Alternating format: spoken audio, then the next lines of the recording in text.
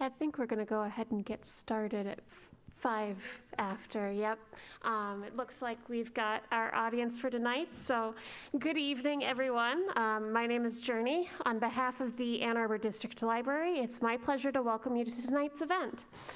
Tonight, we're joined by Sara Adlerstein for her talk on her vision and experience in bridging the divide between the disciplines of art and science. Sara Adlerstein is an applied ecologist and visual artist. She is a faculty member at the School for Environment and Sustainability at the University of Michigan and has made her mission to bring together art, environmental sciences, and community in teaching and practice. Her art's been published in books and shown in galleries and museums in her native country of Chile, as well as Germany, France, Canada, and here in the United States. She is a member of the WSG Art Gallery here in Ann Arbor, where her work can be seen on a regular basis, including, I believe, right now during the holiday event. Is that correct? That holiday show is running until December 29th, if you're interested. Let's give a big welcome to Sara Adlerstein. All right. Well, thank you. This is going to be a family event today. 2 of my best friends here and 3 of my future best friends and another more friend. So what I want to do today is to kind of take you in this journey of mine that started way south in Concepcion, Chile. This is the campus of the University of Concepcion, where I study biology. My institute was, this thing doesn't, there. My institute was there, and I walked those streets every day. Campus in Chile is not something that often happens, like in the US, where you are lucky to have, the whole university in one spot. In Chile, in most places, it's not the case, but this university is like that. It's a wonderful campus. So what I did as my first research was about phytoplankton, so freshwater, very small little things that I collected in rivers with a device like that, in several rivers in central Chile. And I described the species that were there, and that was my training in the arts and in science. And I described and draw by hand over 400 species of these wonderful small things that people normally don't see unless you are going to a limnology class and looking at things under the microscope. So hours and hours and hours, 8 hours a day, looking under the microscope, kind of imprint your brain with things like that. And those were inspiration. So that's my artwork that is inspired. I will say, I don't know if it's inspired, but at least imprinted by having seen all those little creatures, so perfect in shape and beautiful. But then thinking about, well, are those small? Or when people look at my paintings, they don't know if they're small or big. Right? Because it's abstract art and because it's not really representing any reality. Other pieces are also very much inspired or imprinted by those days, looking at the microscope. Maybe one, I don't know, hot and a cool chick attracting each other. Love story, why not? We attract each other, other animals attract each other, why not little unicellular creatures?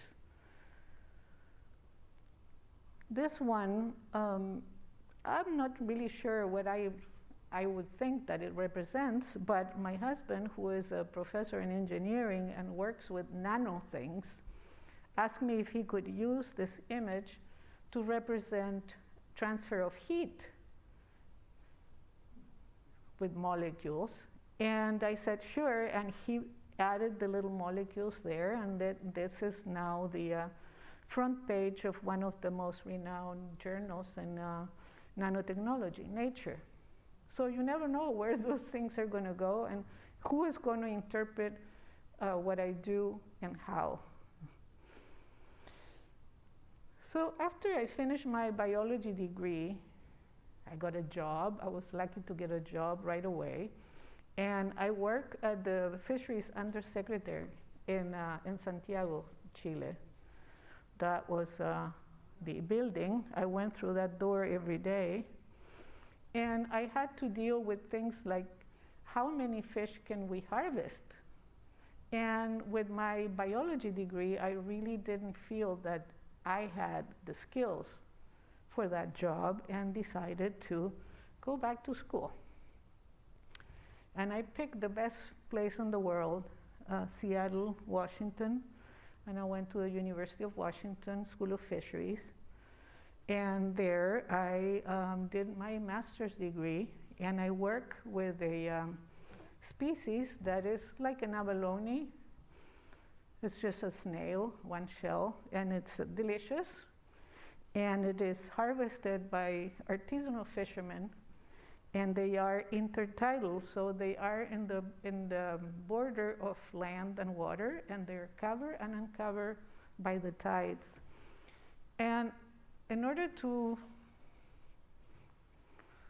figure out how many organisms can you get out of the ocean, you need to know how fast they grow. It's one of the things that go into the models to calculate those things, and that's what I did. I look, so from the shell, it's like a tree. You can tell the age of a shell, but how do you do that? I had to count the growth, the daily growth. So these are pictures of, under the microscope, of daily growth that is defined by how they get covered and uncovered by the water. And if you count the tidal episodes in a year, you can figure out, how many from winter to winter, and those indicate, the age of the shell. So 1 year, 2, 3, 4, 5. So that was my master thesis, and I think these little layers here and those little layers ended up imprinting also what I've been doing in the artwork. So it's not only about the type of organism, it's what you see that gets into your head somehow comes out in a painting. See lots of layers, more layers, and more layers. So I think that, maybe not, I'm just imagining, finding an interpretation for why I do what I do, because that's not how, if you look at outside of your window, that's not what you see, right? So after I finished my master's, instead of going back to Chile and applying what I learned, because that was my plan, I met who is now my husband. And it was kind of like, what do I do now? So I decided, okay, I don't know enough still, and I don't want to go back without him because he's German. And so I stay for a PhD. What better reason is there to get a PhD? And for my thesis, I work in the interaction of this ugly fish, which is actually not very good to eat, and a parasite, which also makes it less appetizing. And this parasite actually gets in the fiber muscles of the fish. The spores are dispersed when the fish dies, and they release an enzyme that makes the flesh of the fish kind of dissolve, and it becomes a snot, really disgusting for us. And the problem is that these fish caught and made a fish meal because they're not good to eat as an individual fish. You wouldn't find it here at the market.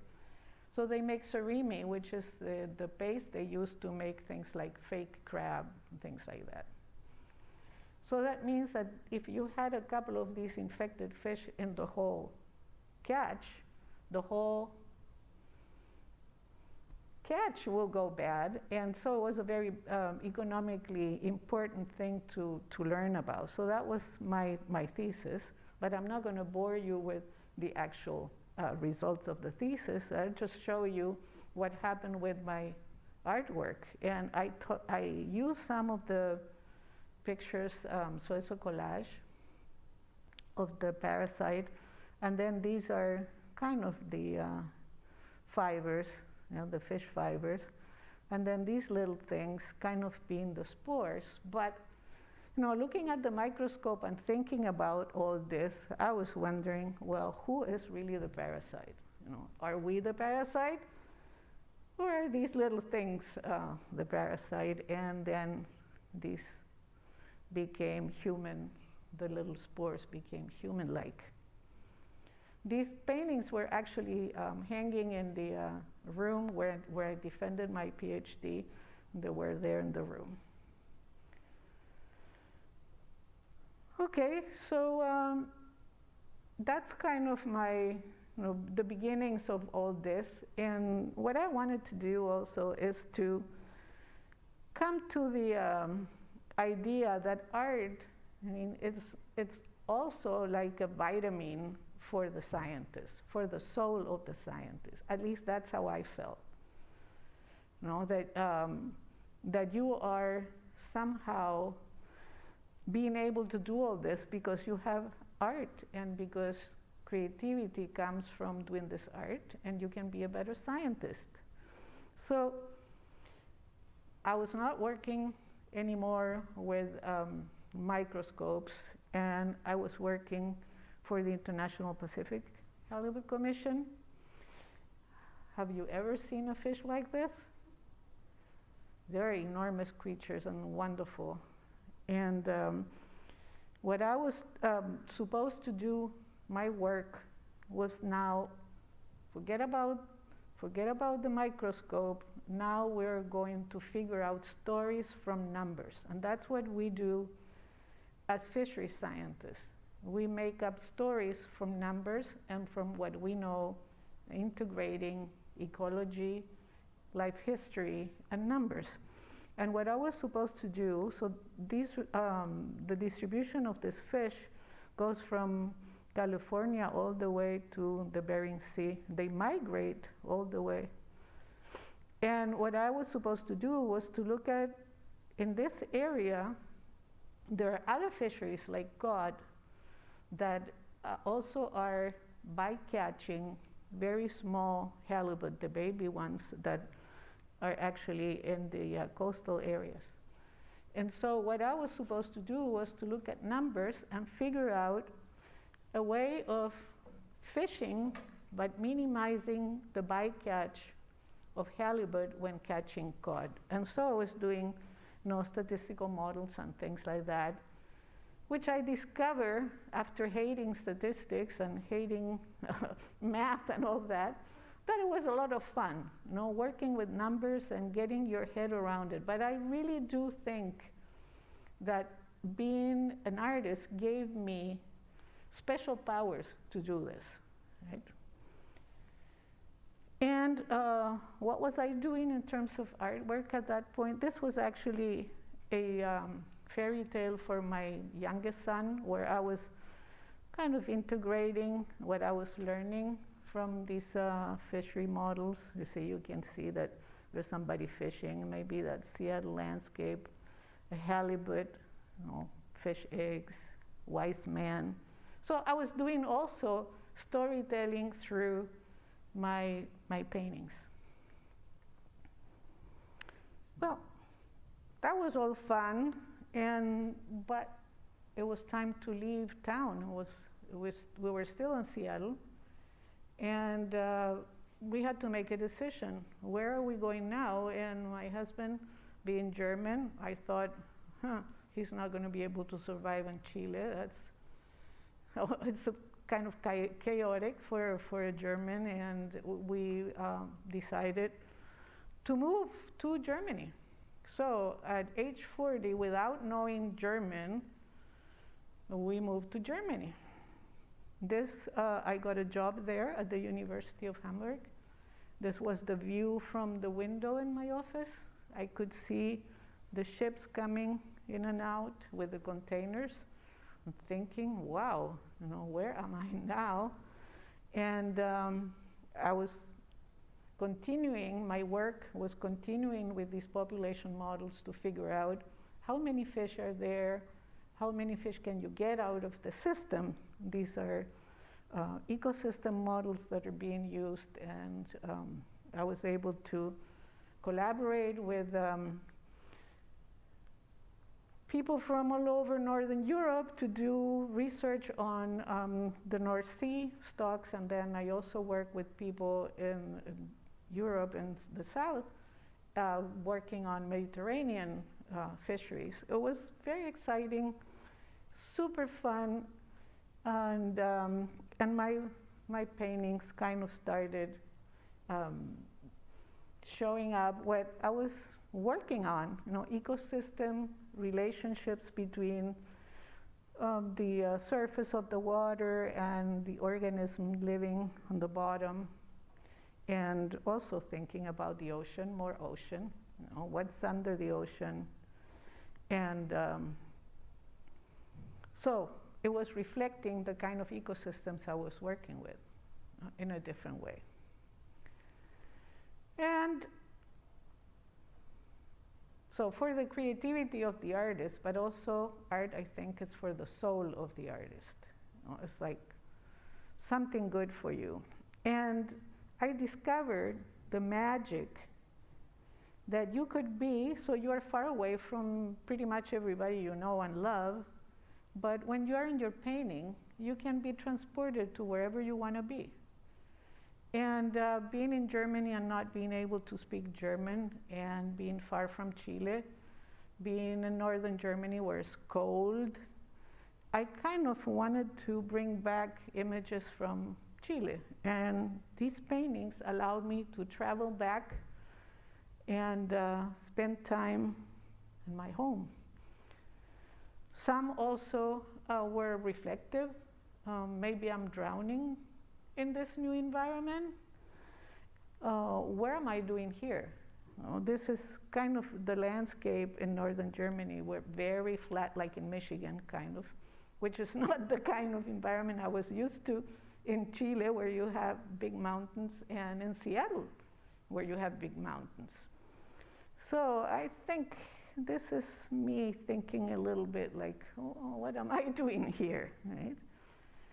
And this, I think it's also a self-portrait. I used to go to this forest that was right behind the house, and I felt very comfortable there because forest is home. It doesn't matter where you are. And the trees kind of didn't need me to speak in German, so I could relate to this forest in a different way. And maybe here I'm trying to grow little roots in this new home. So all of that was up to the point where we moved back. We moved back to the US, and we landed in Michigan. Why was that? I had learned German. I was perfectly happy there.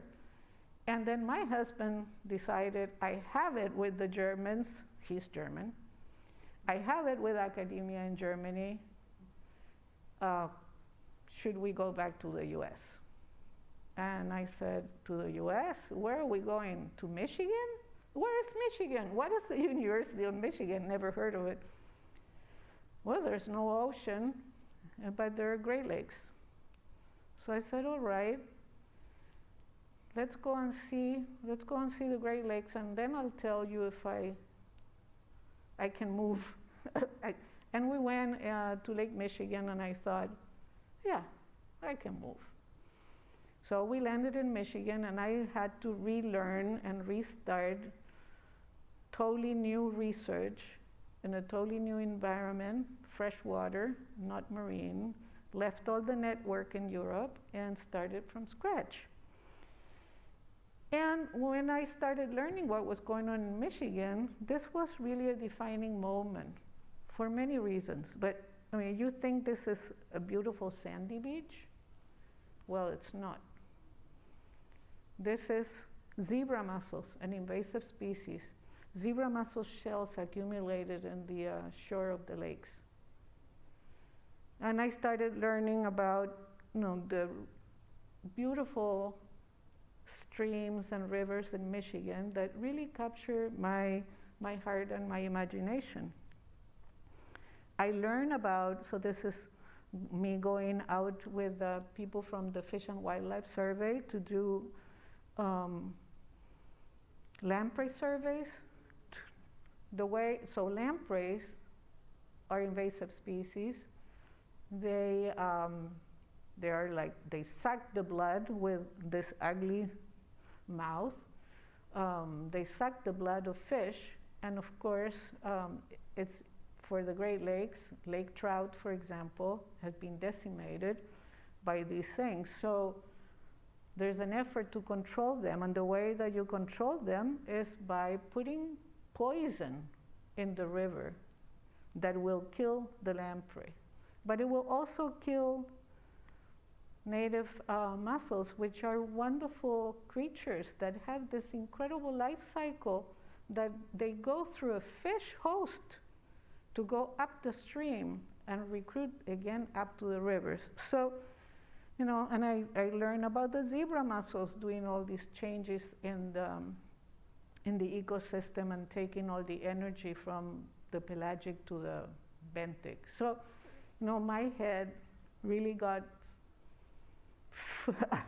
filled with all these things and started working on Saginaw Bay. My research started being not to calculate how many fish can we get out of the ocean, but what's going on in this ecosystem that is being stressed by all of these terrible things, eutrophication and invasive species, kind of depressing, From being very productive and being able to come up with solutions, I was just documenting how these things are going down the tubes. Again, this is, zebra mussels.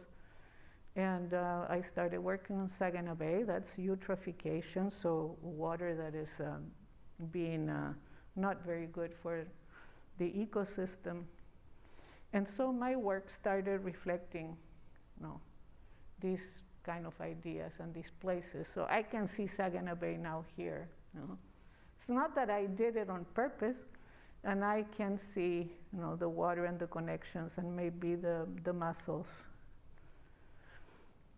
Great, just great, it's kind of ironical. It's not all that great. What I'm doing here is, this is all the pollution that is going into the lakes, the Great Lakes, making them not so great and kind of spiral down, and the connections with the watersheds.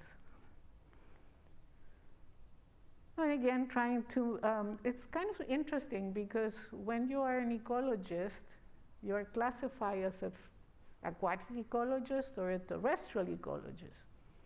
Well, it turns out that you can't be on each side. You have to understand both because they're all very connected. You can't have a healthy lake if you have an unhealthy terrestrial system around it. So this is reflecting those kind of things, the connections between terrestrial and aquatic ecosystems.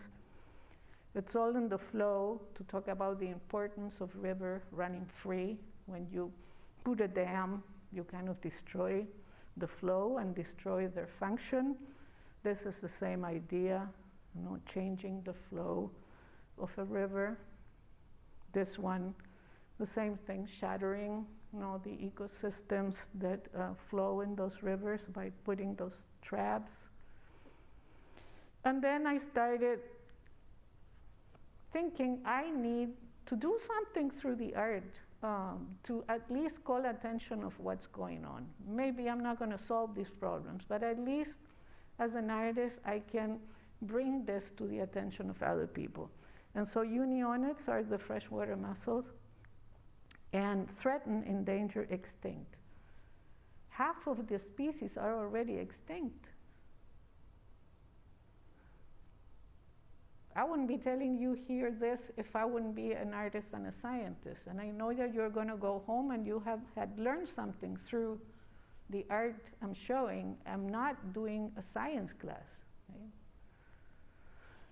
Same thing, ciscos is a species of native fish that there were many species in the Great Lakes, and they're mostly gone.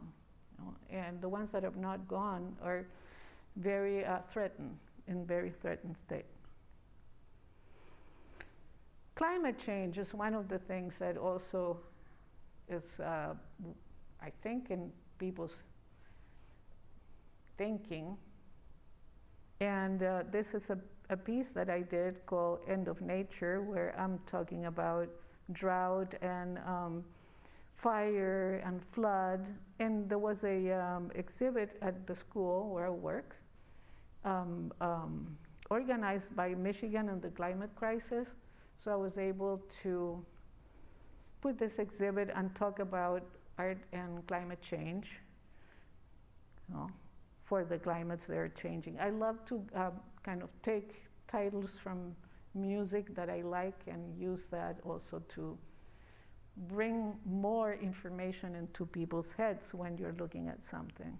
So, aqua, thinking about, you know, water and melting glaciers. Maybe this is the heart of the planet. Yeah? Water, overflow, also again, talking about the melting of glaciers, maybe cities under water. It's kind of hard when you are, I mean, when you're an artist and you want to show your work in an art gallery, you can't tell this to the people who are coming to the gallery because they're going to feel, I don't want to have a piece of art in my house that talks about climate change, probably. So I don't tell this, but I can tell you that here, right? When blue touch the sky, same thing. Trees are, you know, dying. They don't have the water they need. They're kind of looking to the skies for water. Send us some water. And then all these fires. So this Australia on fire, San Francisco Bay on fire. These are the things that, again, imprint my imagination. I'm not conscious of it. I'm just it's storytelling. The same thing I do with my numbers. The same thing I do with modeling. It's the same process. Mi casa, su casa, that's something you tell when somebody comes to your home and you're, you know, friendly, and you say, my house is your house, so feel at home. But then, my house is on fire, you know, my house is flooded. My house is the planet. It's our house. But sometimes, you know, just the beauty of water. I did this one after I went to northern Lake Michigan. I think it captures a little bit that feeling of quietness. And sometimes just the feeling of the element, you know, just water, bubbling. This one that is at the gallery right now, Carner Blue in Search of the Blue Lupine. There are so many connections in nature that we destroy, right? You see this and it's like, oh, it's a beautiful butterfly and they're beautiful flowers. Well, it turns out that this butterfly needs a different flower that we managed to eradicate. Right? Okay, I want to say a couple of things about my process and my practice. First of all, I mean, I've been telling you, kind of interpreting the work that I do, but it's never intentional. I never plan what I'm doing. I just pick a color, and whatever is happening, it will somehow present in the painting. And I discover it as I do it. I help it a little bit because maybe halfway I go like, oh my goodness, I think this is about this, and I will help it a little bit. But it's never like, I'm going to do this. And I don't do a sketch, I don't plan it. It just develops in front of my eyes. And that's the fun part of it, because I'm always wondering, what's gonna happen? It's like watching a movie. No? You're just there to help it. And in terms of my practice, well, here's my studio. This is what's on my table right now. And I have this is all the materials I use. And I don't use brushes and don't clean them with turpentine or things like that are toxic. So this is what I use. You know, cloth, like maybe a whole sock or a piece of a t-shirt or underwear, and then my glove to hold the fabric, and then oil colors and spatulas. That's all. And my friends are always so amazed that this is carpet, you know? And I have lived in this place for 20 years, and I'm painting there every day. So I'm kind of a neat artist in that way. But here, this is messy. And the work can be seen at our gallery, which is not far from here. So I hope that those who are not familiar, the few people here not familiar, will come and visit us. That was my exhibit a couple of months ago on portrait landscapes. Okay, I also take my work to the classroom. So I've been teaching environmental science for artists at STAMPS, at the art school. This is the exhibit we did with the class, and it was about sustainability. And for example, this was garbage in the one of the floors at the art school, the second floor. The students went and looked in the dumpster where the garbage was, and they realized that about 80% of what was in the garbage could actually be recycled. It was paper. So they put that in this cube, kind of the cube that symbolizes the university administration there that turns around, and things like that, you know, using creativity to call attention on sustainable or unsustainable practices.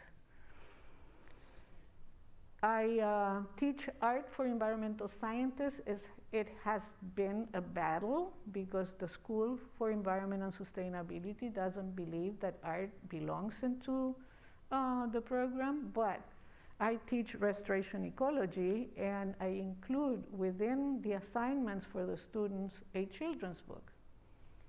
And the students do wonderful things. And at the beginning, they're not artists, they're environmental scientists. At the beginning, they're very nervous, and they go like, I don't know how to draw, some of them, or I don't know how to write. Well, they should know how to write. And at the end, I get wonderful, wonderful things, and the student realize the power they have with creativity and how they can communicate what they learn in class through art and make a difference in the world, because you know these books are there to stay, and they can use it and distribute them. So that's a program in the environment, and so undergrads and graduate students doing these things. And then I created this one class that it was just uphill to do it, but I do have an environmental humanities class at the School for Environment and Sustainability. And one of the assignments is for them to create a self-portrait in nature. And again, actually this kid was from the art school, so I get students from art and from other programs, urban planning, you name it. And they come together and they learn from each other, and art creates this bond and kind of trust among them. It's a beautiful class, and we also do a children's book, which is, in this case, the main assignment for the class. And look at this, you know. Now these books, because they're precious, I get to publish them. Not all of them, but the ones that, you know, the best ones, normally 5 or 6 per year. And these are done in teams. So when you have, you know, 25 students, you kind of have to select, and they are available for download, and also you can purchase them.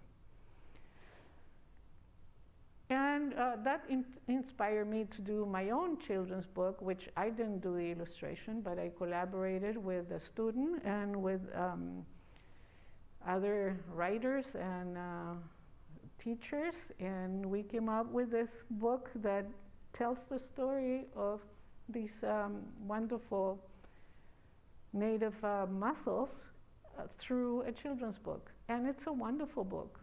So, and this is also available. You can download it, or you can have it on demand and purchase it. They are wonderful tools. And there are so few books for kids that actually are based on facts, and that they teach kids things that otherwise, you know, they will never be able to know. Another privilege that I had was to be able to collaborate with people in other disciplines. And through the Arts and the Environment program, I collaborated with wonderful colleagues doing a water piece, and that incorporated dance and music and poetry. And we mapped the Huron River, so it was about the relationship between water and culture. And we incorporated what I had learned from the Huron River. This is one of my students doing her research there. Incorporated my paintings, and we did this Mapping the River performance, which was performed on North Campus a couple of times, and also at the Art Museum. It's available on YouTube. And then I was working on the effect of wind farms on the bottom of the lakes, and I realized that most of the main problem about creating these wind parks in the Great Lakes was that people who lived close to them thought that they were really ugly, and they didn't want them to be there. And so I was wondering, what is beauty, you know? If that is a sustainable source of energy, and then what we are using is actually unsustainable, shouldn't that be the ugly thing instead of this, right? So I went to Jessica, my partner in crime, and I had done this piece.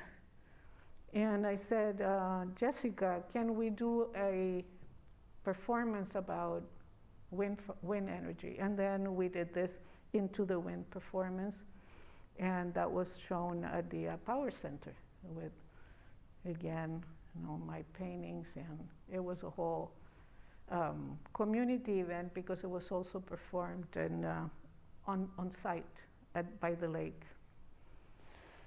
And the other thing that we did with Jessica, continuing this connectivity between the different types of art, was this Belle Isle Beyond, and it was about eco-literacy through the arts. So Jessica came to me, she wanted to retire, and she said, well, I want to do a last piece, what should we do? And I said, Jessica, whatever we do, it has to do with kids. Because I came to the conclusion that with my students, they are learning, but they're already too old. You need to start with the kids. And so Jessica said, okay, let's do that. And then we went and collaborated with the Nature Center in Belle Isle. And we took the kids around. These were all from the Academy for Art and Sciences in Detroit. We took them around the island, to experience the elements, and then we collected sounds, so this was for music. The theme was we are all connected, so that's what we were teaching to the kids. You are connected to the Great Lakes, and you have to take care of, because we are all connected. Not people, but everything, water and non-humans and humans. And so that was the theme for this. And then with elements that they collected and with information from Sea Grant about the Great Lakes, they did collage, and we did, these fabulous artwork, and they were so proud. And also there was a performance outdoors with some of the students from Jessica. Another outreach activity that I did for the school was to create an art gallery in our building. And here, this is my work, and creating art, using art to create a sense of community and bringing people together to talk about things that are not controversial, but that we can have a conversation, And students and faculty and staff and people from the community were coming to these events. Did you go to any of those, Leslie? Here's Leslie, that's why I said Leslie. Sophie, have you ever been in one of these? Yeah? Yeah, they were wonderful. I have been, with COVID, it's kind of a difficult thing now. So this was one of the exhibits to commemorate the 100 years of the extinction of the passenger pigeon, and other wonderful things we did as humans. I have done there also youth workshops with kids from Detroit, inspired in nature, doing masks. It is so rewarding, to have the kids coming and doing something that is not that complicated, but it does bring inspiration to them and changes their lives. This one, I have an art eco group, so there are students that are interested in the art and science connection, and in this case, we went to public schools and give them some information about climate change and ask them to make a commitment and give us a drawing of what they would be able to do about climate change, and then we hang all those pieces and invite the kids to the University of Michigan. They were so happy and proud, and of course the whole family was there, and we gave them prizes, and this is the kind of thing, that they were doing. The earth matters, Why don't we do more of that? I mean, art is a tool, for communication and education, and it's a powerful tool, and it's a simple tool. We don't need technology for that. And then for attitude change, so this is my last slides here. I was very proud. Most of the students come to the school, and many of them do actually have a background in the arts, but they are told that you have to choose science or art. But finally, and I had many of those, and I had been advising them in thesis, but finally there was one that after conversations decided, okay, I'm not going to forget about my background in art, I'm going to incorporate it in my research. So what she did was an exhibit about the use of fire as a restoration tool. And so the paintings here and the videos from prescribed burns, and the sculpture here is using the torches that people use to start the fire to do restoration. Some invasive species, some native species. And the exhibit was there for people to go and look at it and then answer a survey to actually measure, because I think that's what we are missing, when we use art as a tool. we're not measuring the effect that this tool has on us. And so the survey measured that, they asked questions about changes in perspective and how much they learn. And also then she did interviews to figure out which parts of this exhibit were more influential in them learning or changing perspectives about the use of fire. So I think now I go to heaven because at least one of my students was, she's starting, I think she's gonna be a seed for this. And I have to say that for all the years that I have been around the world, I always go back to Chile and try to bring my voice and say art and science. I think they're tired about listening to this. But at the end, I have been able to, even in a conference for science, to incorporate a session on art. So that is now, every year at this conference, there is a session on art and science. And even here, for the Society of Freshwater Science, we had also a confluence of science and the humanities. So it's coming into the world of science little by little. And then the last thing that I feel absolutely proud is that because of that also, now there's in Chile, in my university, in my town, every 2 years, there's a biennial of art and science and community. And every biennial is working with a community. And the first one was for this little town, a fisherman's town, with this school. And they have been workshops and working together, festivals. They did a long trip in a boat, kind of a festival with the kids, learning about what's in the ocean. And also there were, this was just now.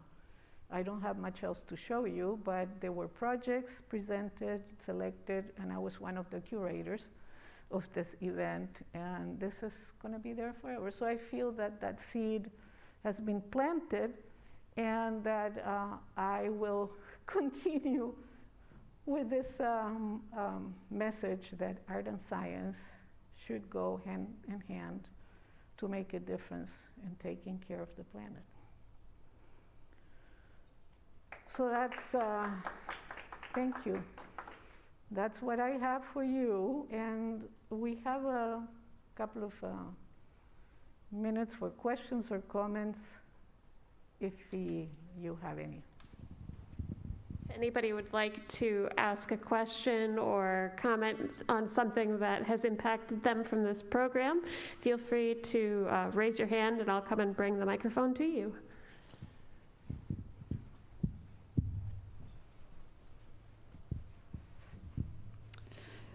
Yeah, I was thinking about it when you showed your art that was used for the cover of Nature magazine, which is the rare case where science in the contemporary world is referred to as nature. And we've divided those ideas. So a lot of people have warm feelings about nature and cold feelings about science without seeing them as the same thing. And obviously, biology and the environmental sciences are easily seen as nature. But so is, nuclear physics, really, and astronomy. And for some reason, we've taken the word nature away from science. And I think that's something that needs to be joined back together again. Yeah. And so that people see that as the whole environment, and that science is the study of their environment and not a thing that's done to people. I mean, sometimes their experience is a thing done to them. So, I don't know, there's something going on there that needs to happen, obviously.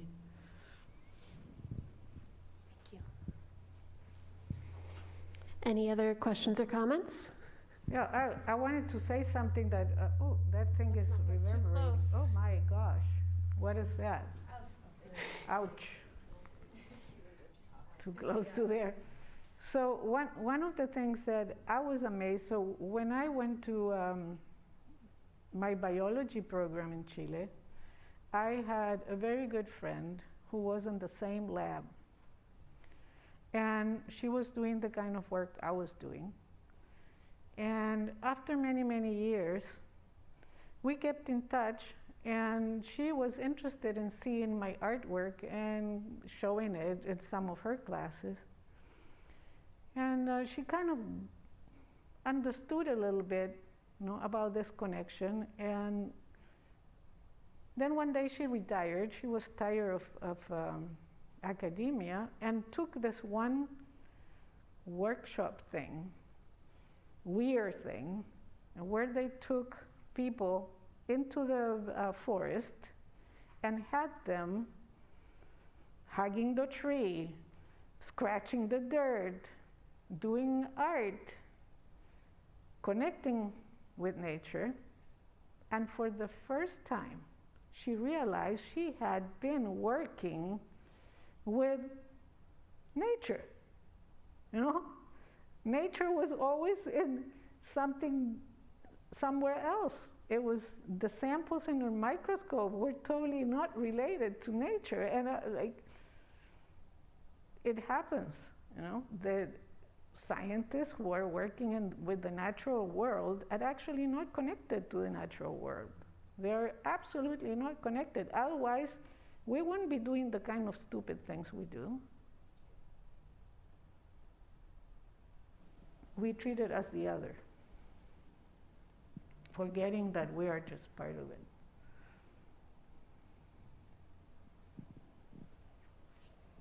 Yeah, okay. So I was kind of wondering, what your artistic background is like. Was it always informed by your work, by science? Just kind of how did you get started with just creating? Oh, how do I get started? Well, I think it's very true that we are all born artists. I'm sure you were drawing when you were a kid. I'm sure you were dancing and writing poetry and, all of those things. And then at some point we go to school and somebody tells us, bah, that's not how you do a pear, right? And then you start getting frustrated, and then you look at it as something other than just an expression of your whatever that you want to express, and then you stop doing it. Well, in my case, I never did stop doing it. I guess nobody told me that didn't look like a pear, and I was also dancing, and I was writing poetry, and I just had this urge to tell stories.